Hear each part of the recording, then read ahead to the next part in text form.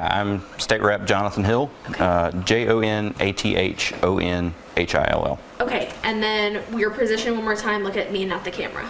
Okay, I'm State Rep Jonathon Hill, Jonathonhill. So take me through, what are we gathering here to talk about basically? A proposed, is it bill then? Yeah, we do have a bill, and I printed a copy of it for your reference. Thank you. This is a resolution to name the I-85-385 interchange, which is one of the biggest highway interchanges that we have in our state, and very busy in the upstate, to name that for President Trump.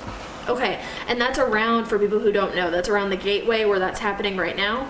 Yes, there's a lot of construction going on right now up there. Yeah, sure is. So when that's all finalized, what do you guys plan on doing, I guess, to get this ball in motion? So the resolution would simply instruct DOT to erect the appropriate signage, naming the intersection for President Trump.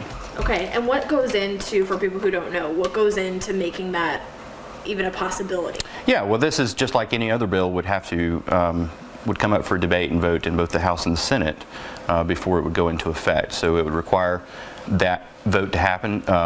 At this point in time, I believe it's been assigned to the Resolutions Committee in the State House, and so it will come up whenever the committee chairman decides to bring that up. So this might be an obvious question, but why do this? Yeah, great question. Great question. Thanks for asking. You know, I'm not going to hide the fact that I was initially pretty skeptical about President Trump coming into office. I had a lot of concerns about it. And, you know, fortunately I've found that those concerns have been pretty much unfounded. I've seen him do a lot. Probably one of the biggest concerns that I had was, what would his foreign policy be? What would be, you know, is he going to get us into new undeclared wars, you know, and shed even more American lives and spend more money on the war machine, essentially. And, you know, actually the reverse has been true. I had a grandfather that fought in the Korean War. That Korean conflict, President Trump finally ended that after a multi-decade long ceasefire. You know, he's cut off the leadership of ISIS, and, you know, kept us out of several other wars that very nearly started. And so I'm very proud of him for doing that, and I believe that, you know, we should certainly be willing to speak the truth when someone is doing a good thing.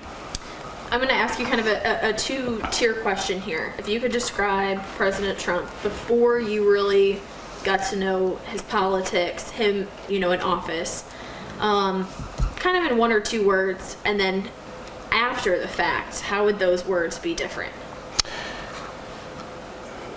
So before he took office, he was a big question mark in my mind. And I really did not know anything about President Trump prior to his presidential race. After taking office, he has proven to be someone who I believe is making a real effort to keep his campaign promises that he's made. And he's done a lot of things that I never, quite frankly, expected him to do or to be capable of doing. And so I've never seen a president, there's no president in my lifetime that I can say that I've seen keep as many campaign promises as President Trump has, and he's not even finished with his first term yet. Mm-hmm. As far as this interchange, what is the, I guess what I'm saying is that normally we see, you know, this interchange is named for so-and-so, a law enforcement officer, let's say, who's killed on the line of duty. What have you seen in the past versus how is this maybe a little bit different? Yeah, so, you know, there are a lot of namings and resolutions, you know, that are done after the fact, posthumously. The benefit I see in doing this now while he is still president, and yes, things could change. He could do something terrible tomorrow, and if that were to happen, I'll sponsor the resolution to take the signage back down, you know. But I think the benefit of doing this is that it provides that incentive that, yes, we're going to publicly honor someone who is doing the right stuff, doing a good thing, and, you know, if that individual, you know, changes course or reverses course and destroys, you know, everything that he said that he stood for, then, you know, we certainly have the right to take that back down. And so it's a carrot and stick, if you will. Obviously, this is kind of a hot button issue depending on who you're talking with. Sure. I know you know that. I'm not saying anything you don't know. So what would you say to those people who say, you know, okay, here's all the things that we don't agree with, going through an impeachment trial right now. I guess what would you say to those people? Well, the obvious question that's going to probably be on everyone's mind is, what about the impeachment? This is a president who's in the midst of an impeachment. Unfortunately, I'm not seeing a lot of legitimacy in what's happened in the proceedings so far.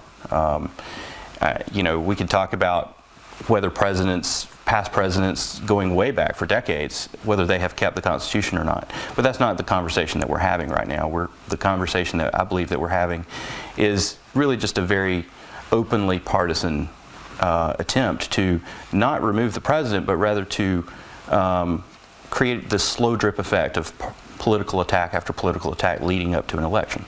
I believe that's what these impeachment proceedings are really about. I don't personally agree with every single thing that President Trump has done. I have concerns about the USMCA agreement. I have concerns about the tariffs. I had major concerns about his initial support for red flag gun confiscation schemes.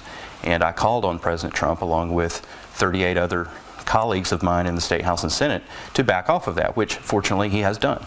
And so, that would certainly be one of those issues that, if he were to change his course on that and were to sign a national red flag bill or something like that, I'll be the first one to, speak out about that and sponsor the resolution to take the signage back down if necessary. But that's not where we are today. I want to encourage President Trump to protect our gun rights, to protect American sovereignty, and to not put our troops in harm's way unnecessarily. Right. I think just given all of the, I'm going to call it the debacle, as you will, because, it includes many things, including the impeachment trial. I know that's kind of put things at a standstill, whether that's Democratic candidates campaigning, whether that's getting things done in the Senate, whatever it may be. Why is this like an important bill to have on the table? What good? I mean, clearly you guys are doing this for a reason. I guess what good can come from, let's say, it's just a name, but with people saying, what is that going to do? What is your response to that? Well, again, I think that what we choose to honor as a society, encourages more of that behavior. And so, I'm really, if you read the resolution, you'll see that I really do emphasize the fact that, that he's kept us out of wars, and he has, brought our enemies to, to their demise. So, I think that we want to publicly encourage that, and I think that far from being divisive, I don't see this as being divisive at all. I think there's nothing more divisive than to be unwilling to publicly acknowledge when someone does a good thing. Mm-hmm. Is there anything in this specific resolution where there's a line that you maybe say, okay, this had to be in there as far as putting our points together, and do you anticipate any pushback? Well, I mean, we have yet to see. I mean, the debate on this really hasn't taken place in the House yet or in committee as of yet. So I just filed this very recently, and so, we have yet to see what happens as a result of filing this. Obviously, your name's on this resolution. I mean, how many other, resolutions, bills do you have going on this term? I have a handful of others, which you can see on the State House website, and I actively have been advocating for a number of, I believe, important issues, everything ranging from protecting gun rights in South Carolina, restoring the right to carry without having to, ask the state for permission to do so, which is protected by our Second Amendment, to, advocating for medical cannabis access for patients that, really don't have good alternative options within the, more mainline pharmaceutical approach to medicine. And there's just a wide range of issues that I'm involved in protecting life, and so it's been a busy and exciting year so far, and certainly look forward to what's ahead in the weeks to come. Yeah, no, that's something that I kind of want people to understand. Like, you have multiple things on the table, right. Multiple things that you're passionate about. Otherwise, you wouldn't be sitting in the position that you're in right now. That's right. Yes. This happens to be one of them. Sure. And then I believe we were actually speaking to another representative, Jones, I believe, in Simpsonville, maybe? Yes, Representative Stewart Jones represents part of Lawrence and is one of the co-sponsors of this resolution. So how did you guys kind of have this conversation? How did this start for you guys, where you say, hey, we have this idea, let's put it in motion? Well, I don't think he actually knew that I was doing this until I had it drawn up and I was getting ready to file it at the State House, and I showed it to him. I actually had it passed around the House chamber to see if anyone was interested in co-sponsoring it, and he was. So I'm glad to have his support. Yeah, I was going to say, how does that make you feel to have somebody else kind of on the bench with you? I think it's great. I enjoy having the support. Sure do.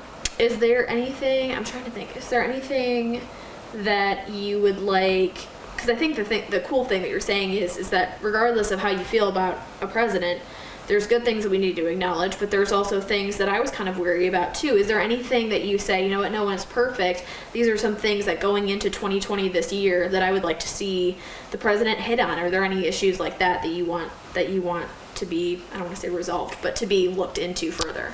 Yeah, I mean, I certainly believe that the president would say, and many of his supporters would say, that there's certainly unfinished business, particularly in terms of draining the swamp in Washington, D.C., which is something that I'm very involved in here in South Carolina as well, is we have our own swamp in Columbia that we need to drain. So, you know, I would certainly encourage him to carry on with that and to, you know, do the things that he promised that he was going to do. Perfect. Any other parts of this bill that I really need to make sure that I know about tonight? Well, yeah, I mean, it's very simple, one-page bill. It's very straightforward, so it is what it is. Right. You know, I am very much behind every single word that's on this page. So, you know, if you read this resolution, you understand how I feel about President Trump. That was really the intent. Have you talked to DOT about it? I have not talked with DOT. You know, like I said, this is really fairly routine. There are many road namings that happen every single year in the state of South Carolina. The only reason this one is getting the attention that it is because who it's being named for. So, certainly. Yeah. I'm trying to think. Anything else that you want to say about, I guess, president or your time in office, or why you think that this is necessary for around the Gateway Exchange? Or what? Let me ask you this really fast. What do you, let's say this does go through. When people see that name and they're driving past, you know, in traffic, or they're stuck on the phone or whatever, right, and they see that, what do you want to come to their mind? Right. Well, I think that they should know that South Carolina stands behind President Trump. And, you know, just as we stand behind many others, you know, we honor our football champions with signage by the road. And so, you know, this is no different. So when you're traveling through South Carolina, know that South Carolina stands behind President Trump. And that is my intent, to send that public message. And, you know, why this intersection, you know, certainly I would say that, you know, this is a major hub in the upstate, you know, and I believe if you look statewide, President Trump won South Carolina in 2016, won by the biggest margins in the upstate, and so I think it's very appropriate to do that here at this particular intersection. Perfect. Anything else that you want to add that I didn't ask you about this? I don't think so. Okay. Yeah. Was introduced to the House January 22. When did you get the idea? How did I ask you that? No, you didn't.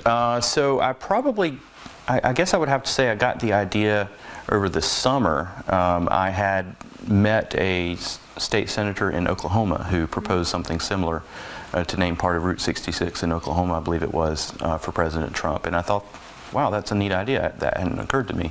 So, you know, I sort of mulled over it over a few months and decided to say, well, let's have this conversation here and consider doing this here. No, obviously, nothing is a done deal. Like I said, this has to go through the legislative process just like everything else does. Absolutely. Did you know where that stood in Oklahoma? Did that ever work out? Well, this was prior to them beginning session, so there was some media coverage that he had pre-filed this to have the conversation there in Oklahoma. So, you know, that is still playing itself out there as well. As we speak. It was State Senator Nathan Dahm from Oklahoma. Okay. Yeah. Gotcha.